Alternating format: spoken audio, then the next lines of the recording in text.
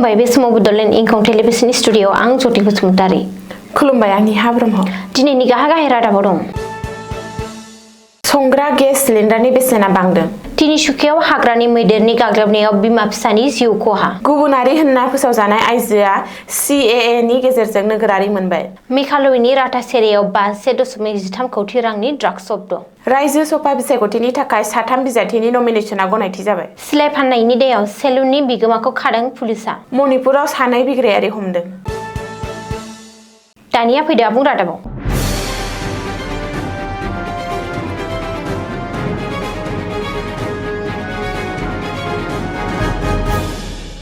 इरान दावहानि गेजेरावनो भारतारिफोरनि थाखाय गाज्रि खौरां। संग्रा गेस सिलिन्डारनि बेसेनखौ बांहोनाय जादों। बे खेबाव कमार्शियेल सिलिन्डारनि बेसेनाल' नङा, न'आव बाहायग्रा गेस सिलिन्डारनि बेसेनाबो बांदों। शुक्रबार खालि हर गेजेराव बांदों गेस सिलिन्डारनि बेसेना। मख'नो गोनांदि दिनैनिफ्राय न'आव बाहायग्रा 14.2 केजि गेस सिलिन्डारनि बेसेनाव 60 रां आरो कमार्शियेल सिलिन्डारनि बेसेनाव 115 रां बारायनाय जादों। थाव कम्पानिफोरा फोसावनाय गोदान बेसेना शुक्रबार हर गेजेरनिफ्राय हादरनाङै गोहोम गोग्लैदों। बेसेन बांनायनि थिरांथाया सरासनस्रा बाहायगिरिफोरनि सायाव उफेरा रांनि बजाखौ बांहोगोन होननानै आन्दाज खालामदों। रिपर्ट बादिब्ला गुवाहाटीआव ग्राहकफोरा 962 रां होनानै गेस सिलिन्डार बायनांगोन, जाय सिगां 902 रांमोन। गुबुन फारसेथिं फालांगियारि गेस सिलिन्डारनि बेसेना 1886.50 रांनिफ्राय बांनानै 2101.5 रां जाबाय। बेसेन बांनायनि जाउनाव दिल्लीआव 14.2 किल'ग्राम नखरारि LPG सिलिन्डारनि बेसेना 853 रांनिफ्राय 913 रांसिम बांबाय। चेन्नाईआव बेयो 868.50 रांनिफ्राय बांनानै 928.50 रां जाबाय। बेखौबो मख'नो नांगोन दि मिडिल इस्टआव दावहा जागायनायजों लोगोसे गोबां सुबुंफोरा थावनि बेसेनखौ लानानै गोबां जिंगानाय फोरमायदों।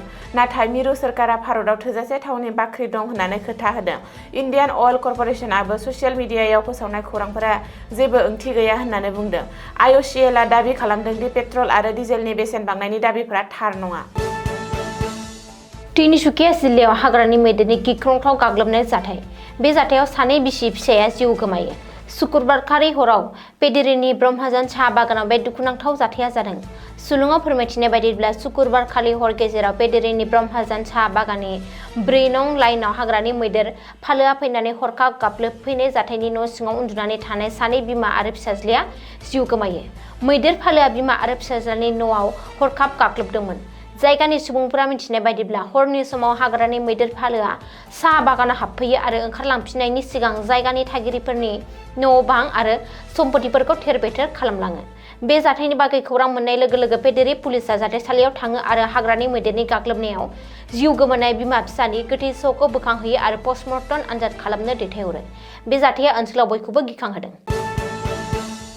सिगाङाव गुबुनारि बांलादेशी होननानै फोसावजानाय आइजोआ भारतनि नोगोरारि मोननो हाबाय एबा नोगोरारि महरै गनायथि मोनबाय।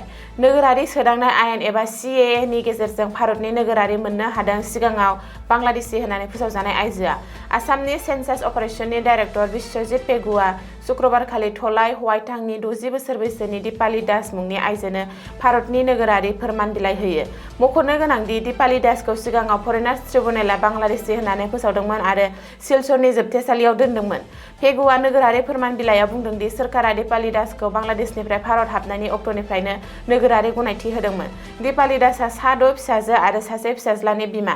बियो 1966 मायथाइनि 3 जानुवारियाव बांलादेशनि थेलाई सिलहाटआव जोनोम जादोंमोन।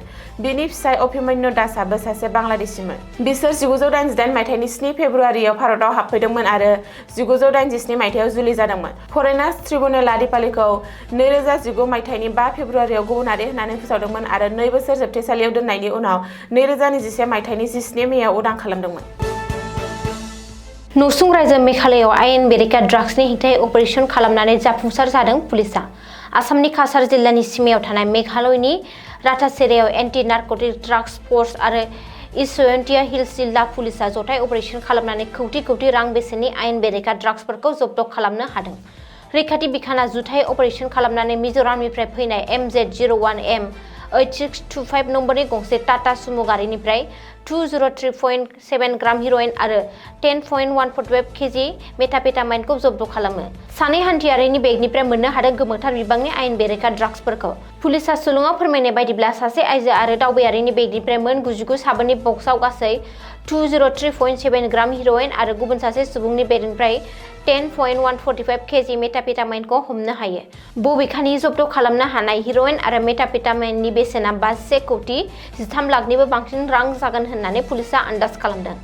मेघालयआव ड्राग्सनि हेंथायै बेयो बयनिख्रुइबो देरसिन जाफुंसार होननानै मेघालय पुलिसआ दाबि खालामो।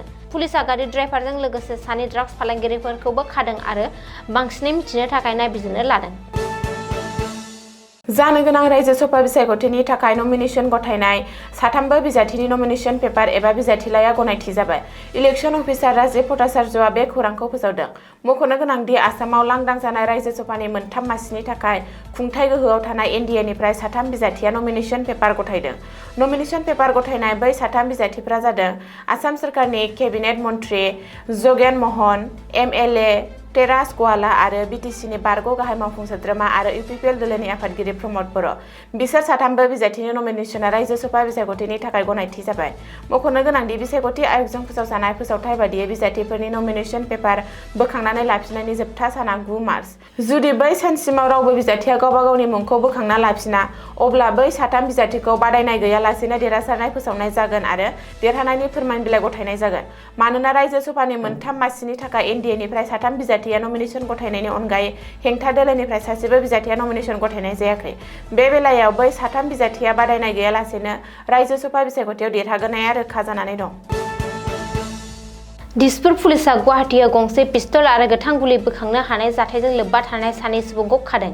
गिबि दायनिगिरि कृष्ण दासखौ पानबाजारनि बगरीबारी ओनसोलनिफ्राय हमनाय जायो।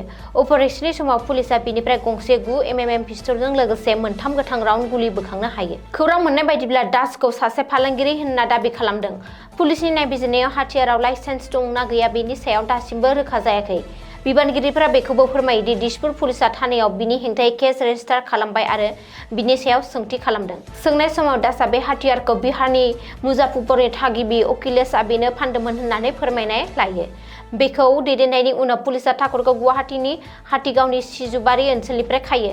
नायबिजिरगिरिफ्रा फोरमायनाय बायदिब्ला ठाकुरा बे जायगायाव सेलुन सालायोमोन आरो अजद होनाय बायदिब्ला बे पिस्तलखौ बिहारनिफ्राय लाबोनानै कृष्ण दासनो फानदोंमोन। बे समाव सानैबो दायनिगिरिनि हेंथायै गोनां आयेनारि राहा लायो आरो जाथायनि सायाव आरोबाव नायबिजिरनाय जायो। रैखाथि हान्जाया मणिपुरनि आलादा आलादा जायगायाव शुक्रबारखालि अपारेशन खालामना सानै गोख्रों बिग्रायारि मावथिखौ खायो। मिथिनो हानाय बादिब्ला गिबि अपारेशनाव एनआरएफएमनि सासे मावथिखौ इम्फल हादर गेजेरारि बिरखं गाथोननिफ्राय हमनाय जादों।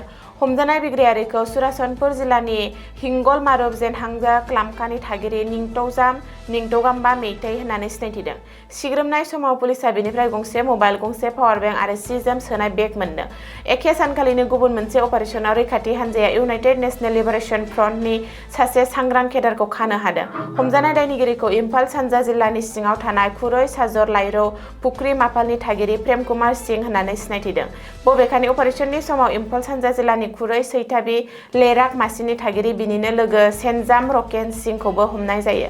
पुलिसनि रिपर्ट बादिब्ला बिसोरनिफ्राय गंसे 9 mm पिस्तल, गंनै मबाइल फन, गंसे आधार कार्ड बोखांनो हादों। दिनैनि रादाबा एसेनोसै। गोजोन्थों।